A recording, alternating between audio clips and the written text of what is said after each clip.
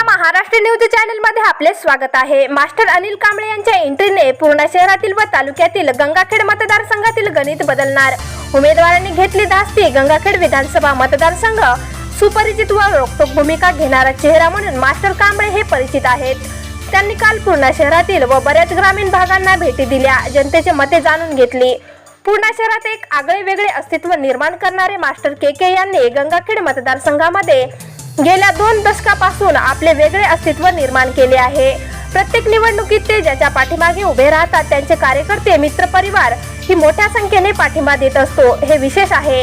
यावेळेस गंगाखेड विधानसभेमध्ये आज एक आगळे वेगळे चित्र निर्माण झाले असून हे चित्र अनिल कांबळे यांच्या भूमिकेतून बदलू शकते, कारण त्यांना मानणारा खूप मोठा वर्ग आहे। या मतदारसंघामध्ये मास्टर के कुणाला पाठिंबा देतील याकडे त्यांच्या चाहत्यांचे व सर्वसाधारण जनतेचे लक्ष लागले आहे।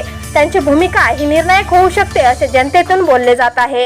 या मतदारसंघात सतत उमेदवारांचे गणित बदलण्याचे सामर्थ्य यांच्या कर्तृत्वात व नेतृत्वात आहे, असे गेले 2 दशकापासून दिसून येते।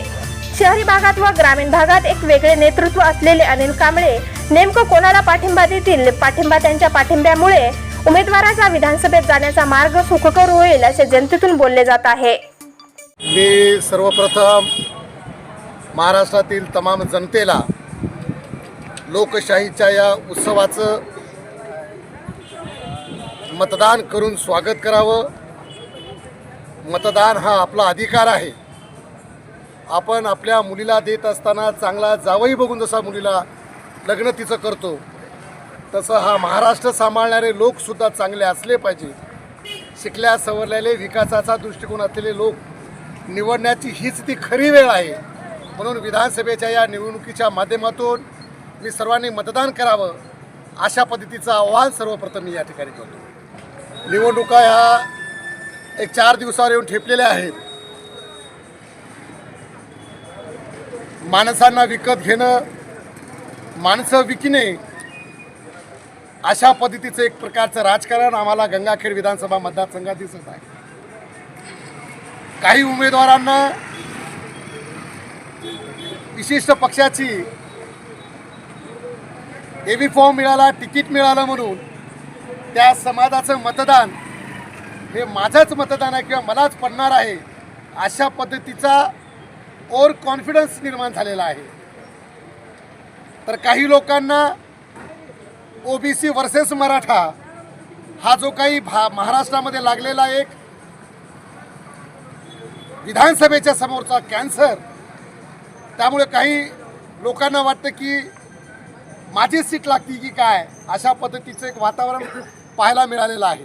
आणि म्हणून या अनुषंगाने मी पूर्णा शहरातील, पूर्णा तालुक्यातील, गंगाखेड मतदारसंघातील, पालम मतदारसंघातील लोकांना विनंती करू इच्छितो की आपण मतदान करत असताना एक विकासाचं मॉडेल घेऊन चालणारा व्यक्ती, एक या मतदारसंघाला एक आगळीवेगळी ओळख निर्माण करून देणारा प्रतिनिधी उमेदवार आपण निवडणार आहोत, याचं भान ठेवून उमेदवार निवडावं असं मला वाटतं। उद्या किंवा परवा 2 दिवसात मी माझी भूमिका स्पष्ट करणार आहे। ज्या देशामध्ये गाढवाला 25,000 ते 30,000 रुपये किंमत आहे, पण माझ्या मतदार राजाचे 1,000 आणि 2,000 रुपये किंमत इथला जर धनदांडगा उमेदवार ठरवत असेल तर अशा उमेदवाराच्या विरोधामध्ये मी नक्कीच भूमिका घेणार आहे। बऱ्याच लोकांना वाटतं की मी भूमिपुत्राची बाजू घेतो की काय, भूमिपुत्राला सपोर्ट करतो की काय, असंही वातावरण बऱ्याच लोकांच्या माध्यमातून पाहायला मिळत आहे। पण मी माझ्या शहराचा, माझ्या तालुक्याचा, गंगाखेड विधानसभेचा एक चांगला उमेदवार, सक्षम उमेदवार व विकासाचं विजन घेऊन चालणारा उमेदवार, त्या उमेदवाराला येत्या 2 दिवसामध्ये तालुक्यामध्ये फिरणार आहे। आज पूर्णा तालुक्यातील बरेचसे ग्रामीण भागात मी फिरलो, लोकांच्या गाठीभेटी घेऊन त्यांचं मत जाणून घेतलं। उद्या मी पालम व पालम परिसरातील काही गावांना गाठीभेटी देणार आहे। माझे चाहते, माझे मित्रपरिवार, माझे कार्यकर्ते, माझे पाहुणे मंडळी या सर्वांचा विचार घेणार आहे। गंगाखेडसुद्धा मी पिंजून काढणार आहे आणि या 2 दिवसामध्ये नेमकी काय परिस्थिती निर्माण झालेली आहे आणि या परिस्थितीला कसं बदलता येईल यासाठीचा प्रयत्न माझा राहणार आहे. 17, 16 किंवा 17 तारखेला कुठल्या पक्षाच्या कुठल्या उमेदवाराला आणि कशा उमेदवाराला मी पाठिंबा कशामुळे देणार आहे हे आपल्या सर्वांच्या साक्षीने मी जाहीर करणारच आहे. मी आपण आलेल्या सर्व पत्रकारांचं खूप खूप अभिनंदन करतो. आपण या विधानसभेच्या माध्यमातून जे कव्हरेज देत आहात उमेदवारांच्याबद्दल चांगल्या आणि वाईट त्यांचे गुणधर्म आपण सांगत आहात. लोकशाहीचा खरा चौथा आधारी स्तंभ म्हणून आपण आपली भूमिका इमानतद्वारे पार पाडत आहात. म्हणून गंगाखेड विधानसभेच्या पालमतील पूर्णा येथील सर्व पत्रकारांचं जे ऑनलाईन पत्रकार आहेत जे पेपर चालवणारे पत्रकार आहेत या सर्व पत्रकारांचं मी खूप खूप अभिनंदन करतो. आपण कुठल्याही उमेदवाराची बाजू न घेता सक्षम चांगला उमेदवार चांगले आणि वाईट हे दोन्ही गुण तुम्ही प्रकाशित करत आहात याबद्दल सर्व पत्रकारांचं मी अभिनंदन करतो. आपली 16 तारखेला किंवा उद्या संध्याकाळी जेव्हा माझा पालमचा दौरा होईल त्यानंतर पुन्हा पत्रकार परिषद होणार आहे.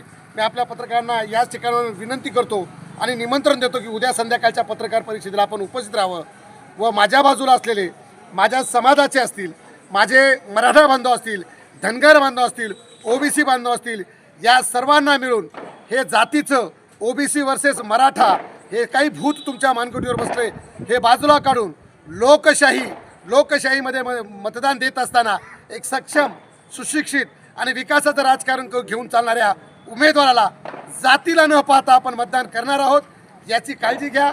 उद्या संध्याकाळी आपण या पद्धतीची भूमिका आपली स्पष्ट करू.